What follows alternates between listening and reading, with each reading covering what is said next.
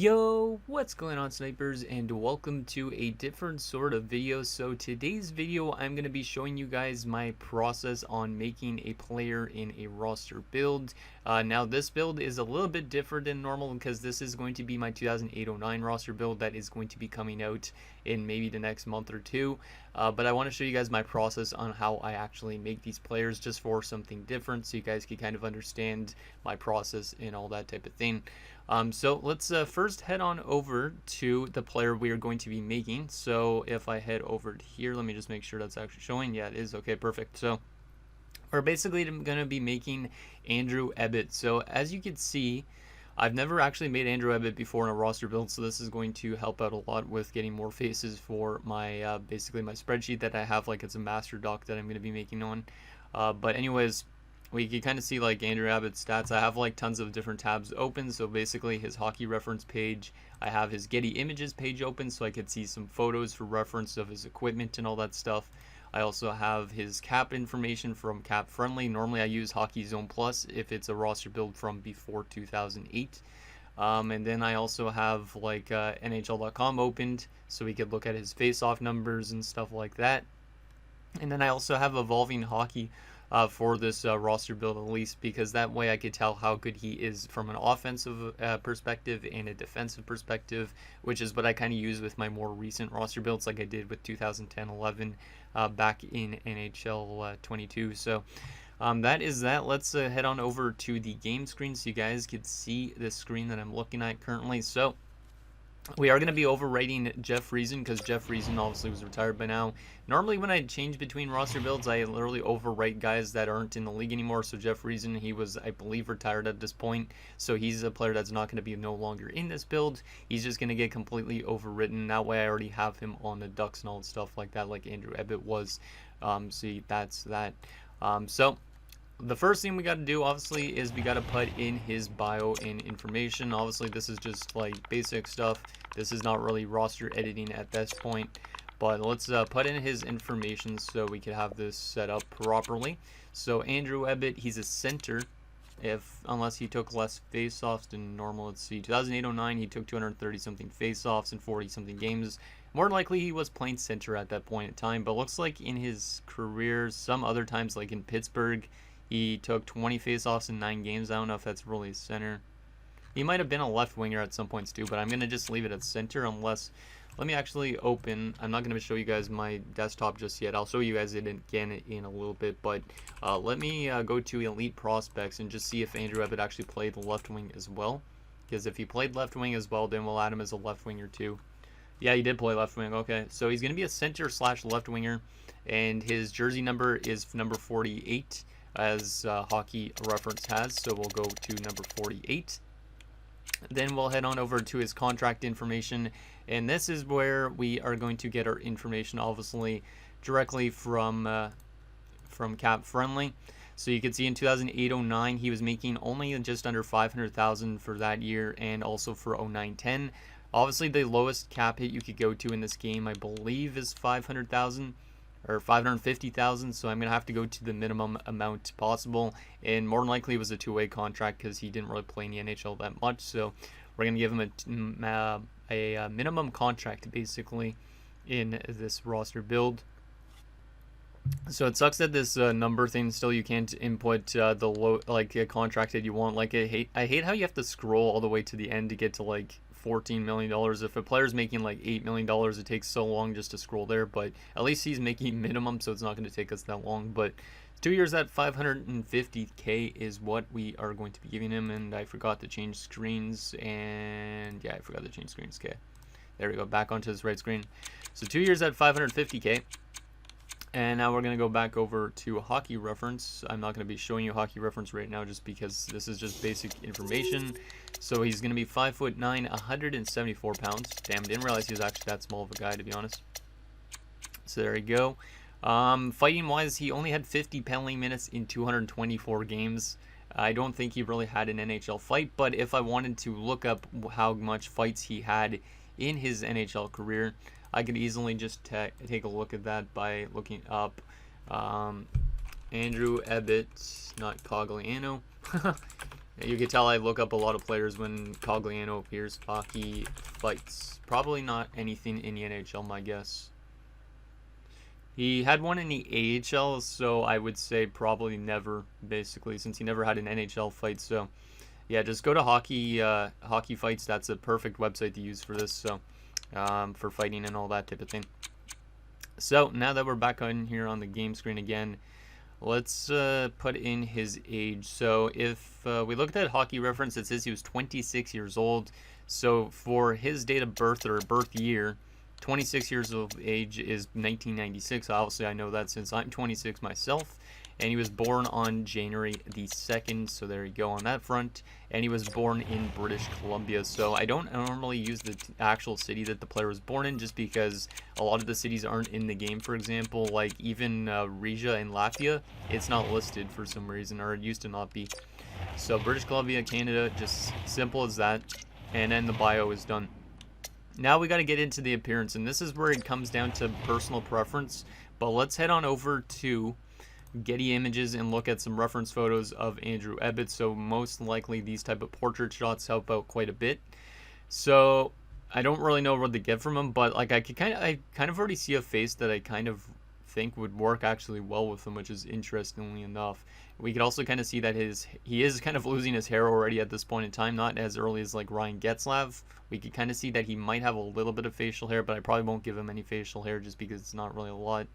But yeah, the facial stuff is literally all up to you on that front. Like it's literally so so subjective on what a player actually looks like.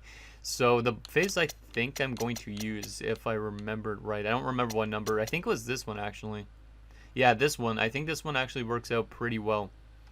Like if we look, actually, let's go back to this screen for a second. Let me just open this up. I think you guys should be able to see that. Let me make sure. Yeah, you guys can. So I think this face probably works really good with that one. Like yeah, I think it works really well. So we're going to use head number 8 on Andrew Ebbett. And then also I saw that he did have, I think it's like blue eyes, but it's kind of hard to tell. So we'll give him some blue eyes. We'll also give him eyebrow style number 1, I guess. And we'll make it brown because he's got brown hair.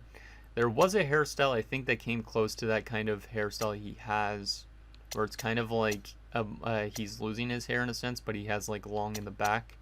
Just need to find out what number. Oh yeah, I think it was this one. Yeah, this one might come close because you can kind of see he's got like a lot of his forehead showing. So we'll use that one, and we'll also make that brown. And then facial hair wise, I don't think I'm gonna give him any facial hair at this point. Maybe I should actually just make it really light. Yeah, we'll do, do I want to do full? I might actually just want to do partial facial hair just because I think full might be a bit too big. Yeah, that's good. And then we'll go with something like maybe dirty blonde. Yeah, I think dirty blonde will work well just because that way you don't see it as much as you would if it's like a dark brown or a black. So there's going to be our face for Andrew Ebbett. I think it looks pretty good. Let's do another quick comparison just so you guys can see. So there is our game face. And as you can see, here is the real Andrew Ebbett. I think that's not too bad. Obviously, the hair's a little bit longer than his was in real life, but I think it comes close. I could obviously change it and whatnot, but I think it's not too bad. So there is Andrew Ebbett's face done and his bio done. The next stage is, let me just make sure we have the right screen showing. Yes, we do. Okay. Because it's weird changing between scenes when I don't have like a Steam Deck or whatever, so, or Stream Deck or whatever you want to call those things. So there's our face for Ebbett. Now we're going to go into his actual equipment. Now equipment is also kind of subjective because not all the equipment is in the game, but I try and make it as close as possible. So let's find a good photo of Ebbett where we could see pretty much all of his gear. Some of you who subscribed to my membership tab before would have known how I made players and stuff like that because I did do some tutorials on players, but other people have never seen how I actually make players really. Like I might have done it on stream one time, but I don't really go through my process that much. So yeah, so let me open up the browser so you guys can see what I'm looking at currently. So here on Getty Images, you can see this photo here of Andrew Ebbett. Now, You could tell that he has like a Reebok helmet. This type of helmet is not in the game, but there is helmets that come close, like CCM Fitlight. So I'm likely going to use the Fitlight for this helmet and a straight visor. There is Warrior gloves that look somewhat close in this, so I am going to be probably using like Warrior. I think they're like QR1s or something like that. We could also see here that it looks like he doesn't have a sock tuck. He might have a back sock tuck. I have to look at some other photos maybe to figure that out. But you can also see that he has tape here on his knee and also kind of like on his ankle. So we're going to do probably knee ankle tape that is glossy transparent. And then also for his stick, we have like kind of just a black Reebok stick with some white tape that's looking really gray, but we're going to use white anyways. And a long shaft tape that is white as well. So more likely here for the stick, since there is a stick I have in mind, I'll probably use the True Hockey A6.0 SBP, just because it kind of has a similar look where it's all black and the font is white. And then we'll use our normal stick tape and all that stuff. So let's go ahead here and go back to our game screen, and let's adjust those equipment to match that photo. So we will open up the CCM Fitlight, and yeah, the Fitlight kind of comes close. Like you can kind of tell what I mean based on how it looks. Basically with the part next to the CCM where the air could get in through, I don't know what they call them, like the vents or something like that. I don't know what the heck they call them, but we'll put that like that. We'll do straight visor. And then glove wise, like I said, he had Warrior gloves, so I will likely go with, I think, these ones. Yeah, the Warrior Dynasty AX ones. I think these ones look pretty close. You could use pretty much any Warrior gloves, but pretty much like the basic ones are probably the best. Like this one actually might work really well as well, but I'll probably just use this one just because it does have an outer stroke on the Warrior part like the actual one did in that photo we just looked at. So we'll use that, and like I said, I think True Hockey A6.0 SBP, you could tell I've used equipment a lot in this game, is probably pretty close to that Reebok stick, so we'll use that.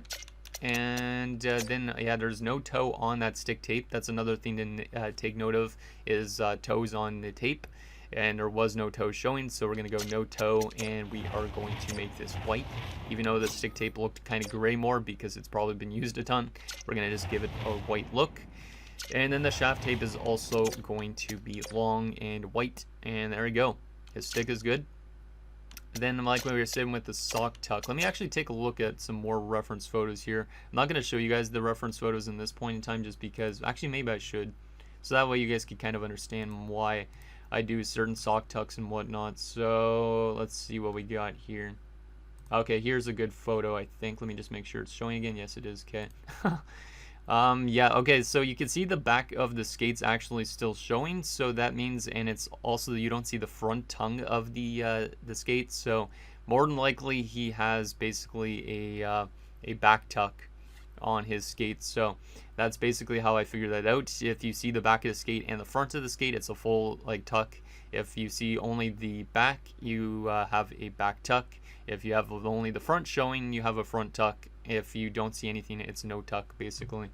So that is that.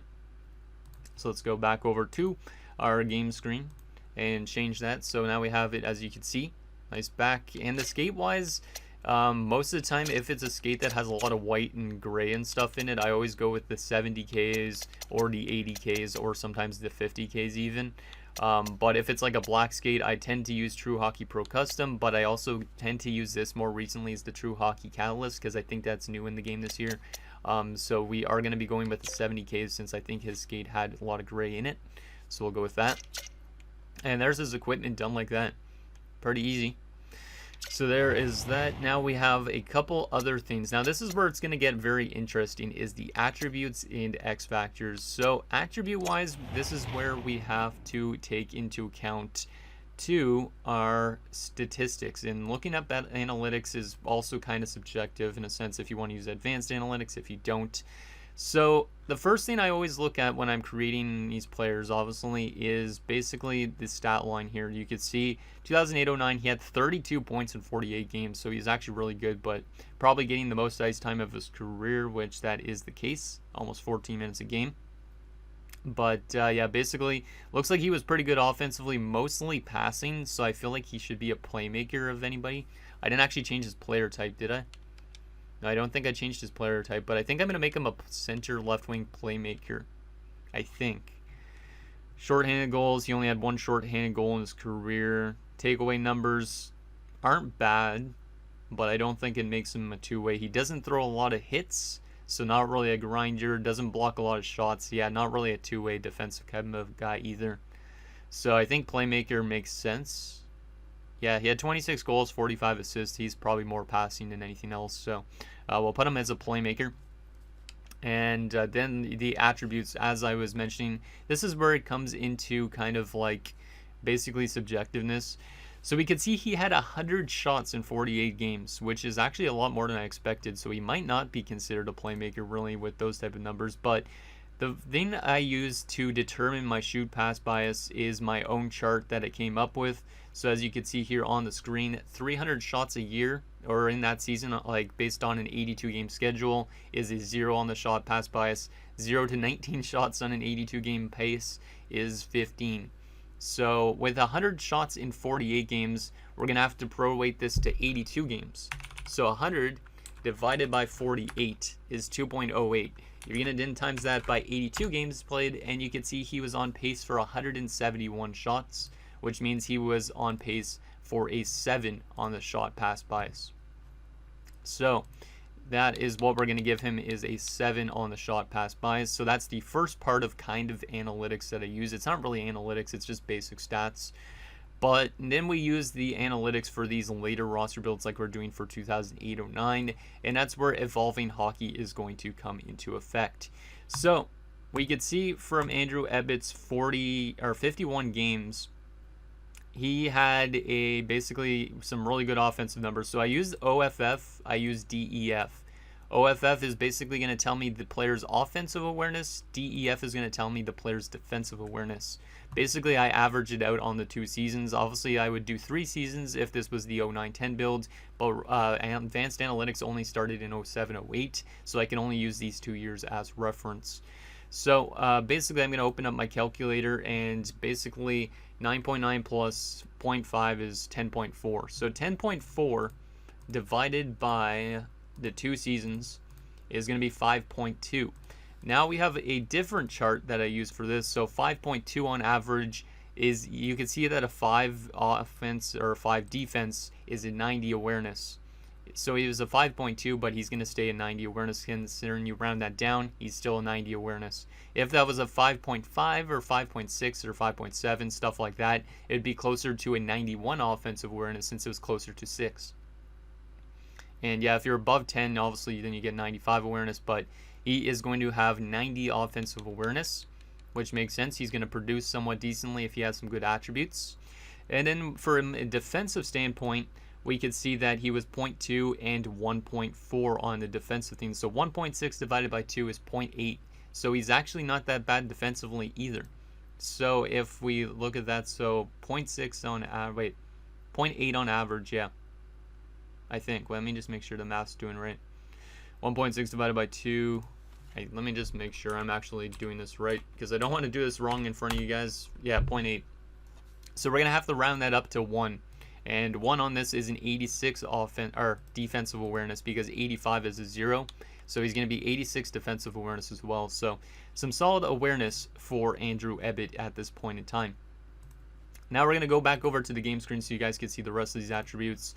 So I look at his attributes now as a whole. Actually, there is another attribute I need to show you guys first before we actually get to the rest of the stats. So let me go back over to the browser again. Sorry about this. This might be a little bit of a random video, but it is what it is. So we'll go to NHL.com here, and we'll look up Andrew Ebbitt based on his face-off percentages and stuff like that. So Andrew Ebbitt, face-offs, wins, and losses.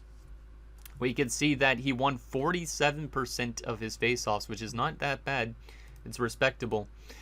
We go to my tab here in my chart. I have a chart for face-offs now. This is something that only started this year. So you can see 47% on face-offs is equal to a 75 rating on face-offs. So we are going to be giving him a 75 on the face-off dot. So there you go, 75 on face-offs. And pretty much that's the only advanced analytics stuff, or analytics and statistics, that I really reference for those analytics at least. or stats, I should say, overall ratings.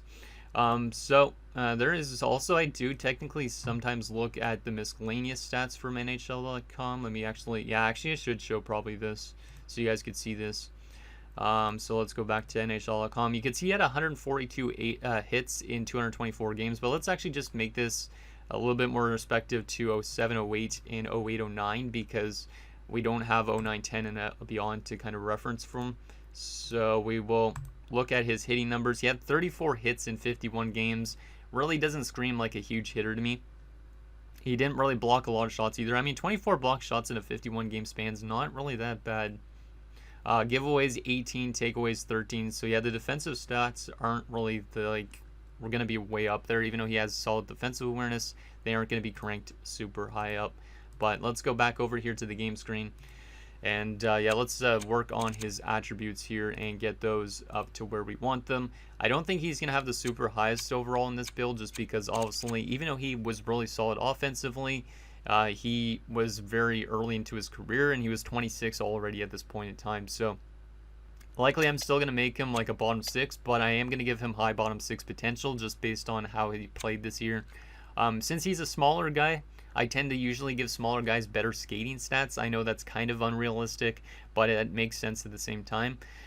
So I am going to just bump up his skating a little bit to make him a little bit more of a faster player. And I'm also going to up his endurance a little bit too since he's still young. Because I feel like I knock down endurance as you get older. So if it's an older player that's like 37, he might not have the same endurance as he used to. Obviously, ice time could play in factor to this as well if it's a defender. Like we said, he didn't throw a whole lot of hits. He did have 34 hits in these 48 games this season, but not really that physical. I'm going to put it maybe to an 83, so at least he still throws his weight around a little bit. Puck control wise, I don't really know what to do with this. This is mostly based on like takeaways and giveaways, I guess, but I'll probably just keep that at like an 83 or something low.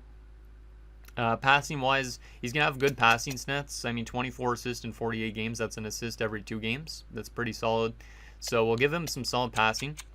His shooting, he was only shooting 8%. He only shot 9.4 in his career. So, I mean, from a shot power perspective and whatnot, we just give him basic shooting stats. So I guess we could probably just give him like an 83 across the board.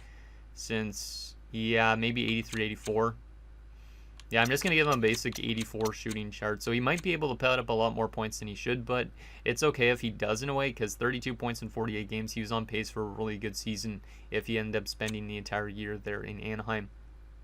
And yeah, basically I'll up the agility a little bit since he's a smaller guy, like I said. The strength, he didn't throw a whole lot of hits, but he was respectable in terms of like 34 hits in 48 games. So we'll keep the strength up there a little bit. And balance-wise, I am going to nerf his balance, though, because he is a smaller guy as well. He should be able to easily get bumped off the puck. Not that it really matters too much in this game, but still, we'll have his balance a little bit lower than normal. Durability. He never played a full season in the NHL, but he was mostly a career AHLer. I don't think he ever played any NHL playoff games. No, he did play some playoff games, actually, this season as well. That's right. 3 points in 19 games. Oof. I'm just looking at his stats now. 17 hits in 13 playoff games, though. That's actually kind of a bit more than I expected. So I think I might actually up his hitting a little bit more. Let's put it to an 85, so at least it's kind of at like an average number. Durability-wise, I guess, yeah, we'll keep his durability like somewhat decent. Because I think he mostly just played in the AHL, and that's why he never played full seasons, but yeah, let's just go with like an 80 durability. It's just a basic number. Deking wise, this does not matter at all because most players, and it depends on like if you want to make a player like a really good player like Datsuk, obviously 99 deking makes sense. Kovalchuk 99 deking, but for players like Ebbett, it doesn't really matter too much. So I could just leave it probably as an 85. I don't know how good he was actually at deking, but still we'll leave it as an 85. From an aggressiveness standpoint, the 50 penalty minutes in 224 games. To me, doesn't scream super aggressive, but the amount of hitting kind of does. So we'll probably just leave this at a 76, because that way he maybe still throws hits and whatnot, but he doesn't take as much penalties. Like, his discipline is definitely going to be pretty good. From a poise standpoint, this is another stat that does not matter too much. I am going to nerf this down all the way to a 70, though, because he had barely any NHL experience. Basically, I use this as an experience factor, so if the player has played like, I don't know, 10 seasons already in the NHL, they might already have like 85 to 90 poise. If they've only played one season in the NHL, they might only have like 80 poise. If they've played like less than a season or not even a season almost in the NHL, 70 is perfect for that. And he only played 3 games prior to the season, so 70 I think makes sense. And then hand-eye, another stat probably doesn't really matter too much, but let's just nerf this a little bit so you don't have him as a super high overall. Shot blocking, he had 22 blocks this year in 48 games. The next year he had 30 block shots in 61 games. Not really a huge blocker, but does block shots occasionally, so we'll probably put that to like an 83 as well. He's not on the like level of like Ryan Johnson, I think it was, who had like 100 blocks almost in the season as a forward, which is kind of nuts. So 83 is where I'm going to have him for shot blocking. From a discipline standpoint, like I said, 50 penalty minutes in 224 games is pretty good, because in a 1,000 game career, he'd be only on pace for like a couple hundred penalty minutes. So we are going to crank this discipline up quite a bit. He did have 24 PIMs this year in 48 games, but then the next season, 8 PIMs in 61 games is pretty disciplined. So I will crank this up to like, I'd say like an 87 should be fine. Fighting skill, like we said, he never had any fights in the NHL. He did have one in the AHL, so I am going to nerf this down to a 70. Usually for guys who fight a lot more often, I always have their fighting in the 85 to 90 range. For people that never fight at all, I always go down to 70. And then from a stick checking standpoint, this is more based also on takeaway numbers. So he had 12 takeaways this season, 57 takeaways in his career based on Hockey Reference at least, to 58 giveaways. It's not bad. I'll probably nerf this a little bit just because his rating is still a little bit high up because of the awarenesses. So we got to kind of lower him down on some of these attributes a little bit just because we don't want him to be too good. Like, I mean, he was good this season, but he's not really an NHL caliber player. So I feel like maybe a 79, 80 is actually not bad based on the 32 points. Yeah, I think an 80 could work. Hopefully he doesn't simulate too good, but I think an 80 could work, to be honest. You put him with the right players, he should be able to produce too. So I mean, actually lower his speed and stuff a little bit, even though he is a little fast guy probably. Yeah, I think this should work. Lower the body checking a little bit. I feel like a 79 makes more sense though, since he didn't have a lot of experience and he was already 26 at this point. Like, I don't want him to be like a full-time NHLer in this. So I want to make him like on the cusp of the NHL basically, and a player that could easily be out of the league soon, like he was in real life, because he only played till 2014-15. So I think that's pretty good. Let me just try and get him down a little bit. Let's lower this poise to 65. There you go. That's perfect, because poise doesn't matter really at all, but he didn't have a lot of experience. So 79 overall is where we're going to have Andrew Ebbett. And then from an X Factor standpoint, this is also totally subjective. He never really had a long career in the NHL, so I shouldn't really be giving him an X Factor. But since he had a lot of assists this year, I'm going to give him tape to tape at least, so he could kind of be a little bit more serviceable in terms of picking up points. From another standpoint, I don't think he deserves any other X Factors. Doesn't hit enough, doesn't win enough face-offs, that type of thing. So I think that is basically going to be Andrew Ebbett in the 2008-09 roster build. And yeah, that's basically how I make players in my roster builds, at least for this 2008-09 build. That's basically my process. So hopefully you guys like this type of video. It's a little bit different than my normal type of video.